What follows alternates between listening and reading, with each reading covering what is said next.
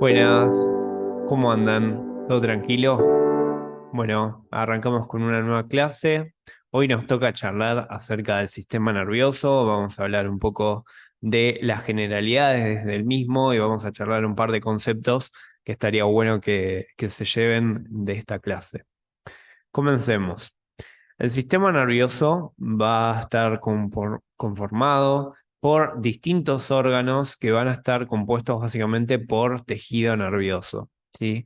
El tejido nervioso es uno de los 4 tipos de tejido básicos que vamos a tener en nuestro cuerpo.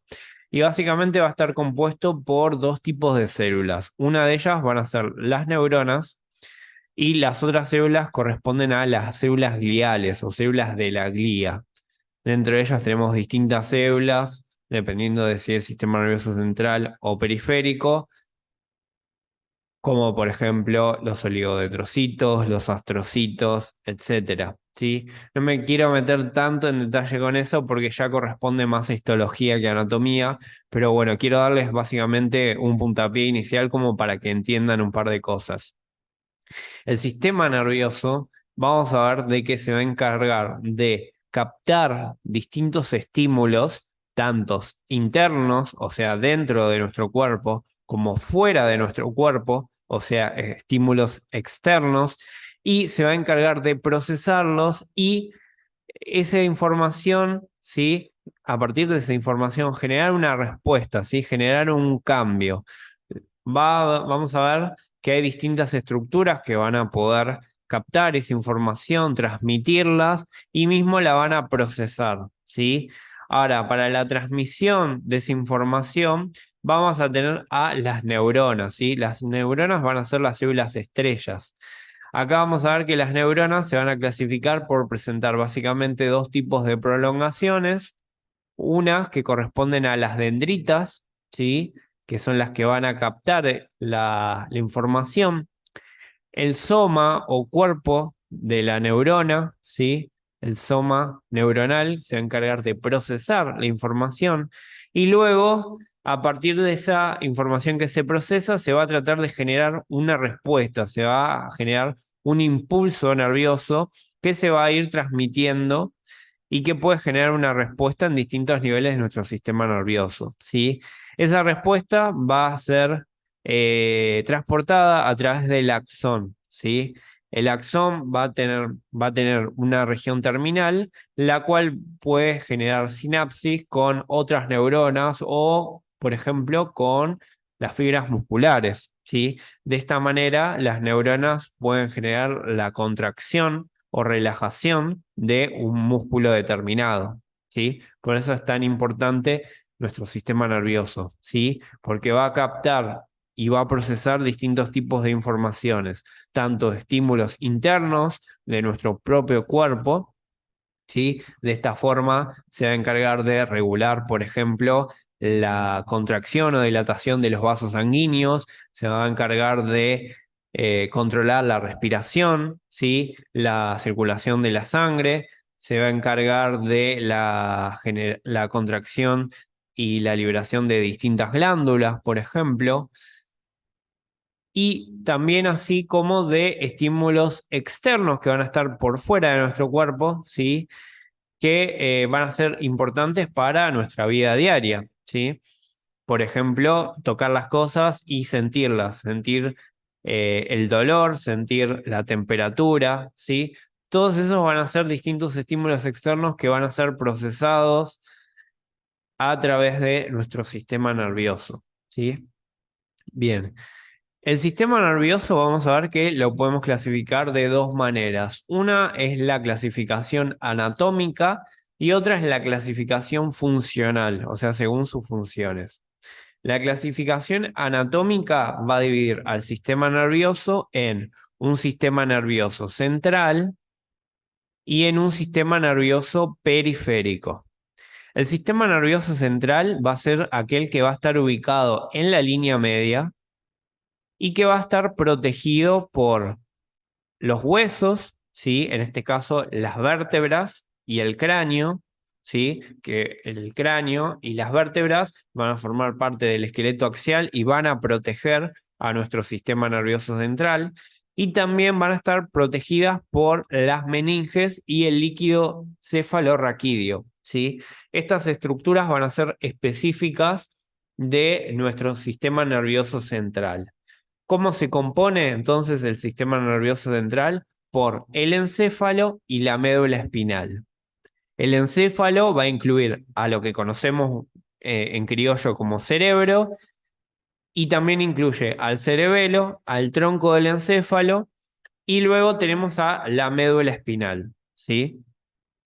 Entonces, estos componentes, tanto encéfalo como médula espinal, van a estar protegidos por las vértebras y el cráneo, o sea, por tejido óseo, por los huesos, como así por las meninges y el líquido cefalorraquídeo que va a estar circundante, ¿sí? Mientras tanto, que el sistema nervioso periférico va a estar por fuera de las meninges y por fuera de las vértebras y el cráneo, ¿sí? Va a ser todo lo que va a estar a nivel periférico, justamente, todo lo que va a estar saliendo desde estas vértebras o del cráneo. Y acá incluimos a los nervios espinales, ¿sí? Acá incluimos a los pares craneales, acá incluimos a los plexos que se van a ir formando, a los ganglios nerviosos, ¿sí? Estos conceptos los vamos a charlar en un ratito, ¿sí? Pero todos estos que no van a estar cubiertos ni por hueso ni por meninges y que van a estar por fuera de la línea media, o sea, van a ser periféricos, van a estar conformando parte de nuestro sistema nervioso periférico, ¿sí? Nervios, plexos, ganglios, todos ellos van a formar parte del sistema nervioso periférico. Bien, entonces esa es nuestra división anatómica del sistema nervioso, en central y periférico. Pero también tenemos la clasificación funcional que nos habla acerca de las funciones, ¿sí?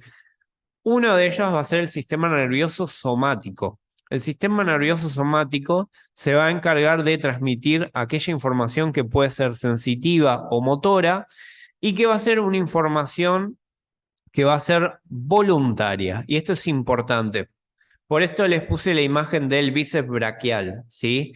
Nosotros los músculos que vamos a ir charlando en el locomotor van a ser todos músculos estriados esqueléticos en su gran mayoría, y todos estos músculos van a tener una inervación de tipo voluntaria. O sea que vamos a tener nervios que van a inervarlos directamente y yo puedo controlar la contracción de esos músculos. Yo puedo generar la contracción de mi bíceps braquial, por ejemplo. Esa es una inervación de tipo voluntaria, ¿sí? Entonces, el sistema nervioso somático va a ser voluntario, a diferencia del sistema nervioso autónomo, que va a ser involuntario. Yo no puedo obligar a que mi corazón se contraiga más rápido o más lento. Yo no puedo hacer que se contraigan las paredes de mi tubo digestivo, ¿sí?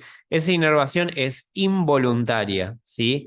Y esta es la inervación que va a estar presente en nuestro sistema nervioso autónomo, que a su vez se subdivide en dos porciones o dos partes. Por un lado tenemos el sistema nervioso simpático y por el otro lado tenemos el sistema nervioso parasimpático. Este concepto lo vamos a charlar más adelante, corresponde más que nada al módulo de neuroanatomía, pero para que tengan unos primeros acercamientos al tema, vamos a decir que el sistema nervioso simpático se va a caracterizar por encargarse de una respuesta de lucha o huida, ¿sí? ¿Qué quiere decir esta respuesta de lucha o huida? Bueno, es básicamente lo que nos pasa cuando nosotros vamos a rendir el parcial de locomotor. Cuando ustedes tengan que ir a FMED a rendir el parcial de locomotor, van a estar en un estado donde su sistema nervioso simpático se va a activar, ¿sí? Y va a preparar a su cuerpo para que pelee, ¿sí? O que corra, básicamente, y huya, ¿sí? Por eso va a generar distintas acciones en todo nuestro cuerpo que justamente lo van a preparar para esa acción, ¿sí? Ya sea para pelear como para huir. Por eso va a generar midriasis y va a dilatar la pupila, va a aumentar la frecuencia cardíaca, va a aumentar la frecuencia respiratoria, ¿sí? Va a mandar mayor cantidad de sangre hacia los músculos y por eso genera vasodilatación muscular, entre otras respuestas, ¿sí? También va a inhibir a todo lo que sea la secreción gastrointestinal, va a inhibir a la vejiga para que no se contraiga y evitar la evacuación, o sea, la micción, entre otras cosas, ¿sí? Ese va a ser nuestro sistema nervioso simpático, el que modula la respuesta de lucha o huida. Y luego tenemos el sistema nervioso parasimpático, que es el típico que se activa después de que comemos, ¿sí? Después de que comemos un asado, después de que comemos un buen plato de fideos o ravioles. ¿Qué pasa? Nos agarra la típica modorra, ¿sí? El típico sueño que decimos, qué ganas de dormir una siesta, ¿sí? Ahí, ¿qué va a pasar? Bueno, todo lo opuesto, ¿sí? Se va a generar miosis, ¿sí? Y vamos a ver que se van a relajar las pupilas. Vamos a ver de que va a disminuir la frecuencia cardíaca, va a disminuir la frecuencia respiratoria, va a estimularse la digestión, va a haber una mayor liberación de enzimas y jugos gástricos que van a participar de la digestión, ¿sí? O sea que se va a estimular toda la secreción gastrointestinal, se va a mandar más sangre al tubo digestivo y no a los músculos como pasaba en el simpático. O sea, todo lo opuesto básicamente, ¿sí? Entonces, para que tengan así un cierto grado de conocimiento básico de este tema, tienen que saber que a nivel funcional tenemos el sistema nervioso somático que va a ser voluntario y va a ser importante para las respuestas sensitivas y motoras y que va a ser voluntario, mientras que el sistema nervioso autónomo va a ser involuntario y a su vez se subdivide en simpático, que modula la respuesta de lucha-huida, y del parasimpático, que va a ser la típica modorra que nos da después de comer mucha comida, ¿sí? Bien. Algunos conceptos básicos que me gustaría que se lleven de esta clase. Cuando hablamos de un nervio, hablamos de un conjunto de axones, ¿sí? Estos axones iban a ser estas estructuras que íbamos a ver en las neuronas, ¿sí? Los axones tienen la capacidad de agruparse, ¿sí? Y el conjunto de axones puede estar revestidos por tejido conectivo y formar macroscópicamente estas estructuras que vamos a conocer como nervios, ¿sí? Que los pintan siempre en amarillo en los atlas, ¿sí? Ahora bien, estos nervios se pueden entrecruzar y formar plexos, ¿sí? Los plexos son los entrecruzamientos entre los nervios, ¿sí? Los plexos pueden ser somáticos o autónomos, ¿sí? Hay plexos somáticos, como por ejemplo el plexo braquial, como el plexo lumbar, como el plexo sacro, todos plexos que vamos a ir charlando a lo largo de la materia, ¿sí? Principalmente en locomotor. Estos plexos somáticos se van a dar por el entrecruzamiento de los ramos anteriores de los nervios espinales, ¿sí? Fíjense en que acá nosotros tenemos a la columna vertebral y por una estructura que vamos a charlar en la clase de dorso, esto que se conoce como foramen de conjunción o foramen intervertebral, vamos a ver que hay distintos nervios que están saliendo de acá. Bueno, estos nervios que vemos de acá son nervios espinales, ¿sí? Los ramos anteriores de los nervios espinales van a formar estos plexos, ¿sí? En este caso hablamos del plexo braquial, que luego va a terminar de dar distintos nervios que vamos a ver en las clases, por ejemplo, de miembro superior, ¿sí? Vamos a hablar de un nervio axilar, de un nervio radial, de un nervio musculocutáneo, etcétera, ¿sí? Todos esos nervios, ¿sí? Van a nacer de este plexo braquial, ¿sí? Estos plexos, como el plexo braquial, son plexos somáticos. También tenemos plexos que son plexos autonómicos, o sea que van a formar parte del sistema nervioso autónomo, ¿sí? En ese caso, vamos a hablar de otros plexos que pueden tener fibras simpáticas como parasimpáticas, ¿sí? Y por último tenemos el concepto de los ganglios nerviosos, ¿sí? No hay que confundirse con los ganglios linfáticos que no tienen nada que ver. Cuando hablamos de un ganglio nervioso, hablamos de un conjunto de somas que van a estar revestidos por tejido conectivo. Recuerden que los somas representan al cuerpo de la neurona, ¿sí? El soma es el cuerpo de la neurona, ¿sí? Entonces, un grupo de somas neuronales revestidos por tejido conectivo puede formar ganglios, ¿sí? Ganglios, como por ejemplo en este esquema, encontramos a los ganglios raquídeos. En este caso, hablamos del ganglio anexo a la raíz dorsal, un ganglio muy importante que vamos a ver que va a estar en relación con la médula espinal. Y también tenemos ganglios autónomos, como por ejemplo acá los ganglios simpáticos, ¿sí? Que van a estar conformando la cadena simpática a cada lado de la columna vertebral, ¿sí? Esto es un puntapié inicial como para que después se entienda con mayor detalle en las clases siguientes, ¿sí? Entonces, nervio, hablamos de conjuntos de axones delimitados por tejido conectivo, ¿sí? Plexos es el entrecruzamiento de los nervios, ¿sí? Y específicamente podemos hablar de plexos somáticos o plexos autónomos, ¿sí? Los plexos somáticos, recuerden, como por ejemplo el plexo braquial, se forma por el entrecruzamiento de los ramos anteriores de los nervios espinales, ¿sí?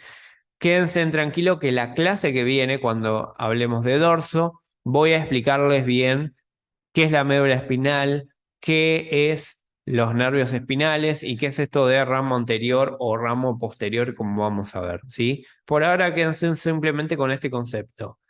Ramos anteriores de los nervios espinales forman los plexos somáticos. Y luego tenemos el concepto de ganglio nervioso, que es el conjunto de los somas, o sea, de los cuerpos neuronales, también revestidos por tejido conectivo, ¿sí? Tenemos de distintos tipos. Tenemos ganglios raquídeos, como el ganglio anexo a la raíz dorsal, y ganglios del sistema nervioso autónomo, como por ejemplo los ganglios simpáticos. También tenemos las meninges. Las meninges son 3 capas de tejido conectivo que los vamos a encontrar revistiendo al sistema nervioso central, ¿sí? Y van a estar en contacto directo con ellos, ¿sí? Por ejemplo, acá tenemos un pedacito de lo que sería el encéfalo y vamos a ver que inmediatamente, ¿sí? Superficial a ellos vamos a encontrar a estas 3 capas, ¿sí? Dura madre, aracnoides y pía madre, que van a estar conformando a las meninges, ¿sí? Estas 3 capas son 3 capas de tejido conectivo, ¿sí? La pía madre es la que va a estar en contacto directo con el encéfalo en este caso, ¿sí? Lo mismo sirve para la médula espinal, ¿sí? Pero bueno, justo acá la imagen es del encéfalo.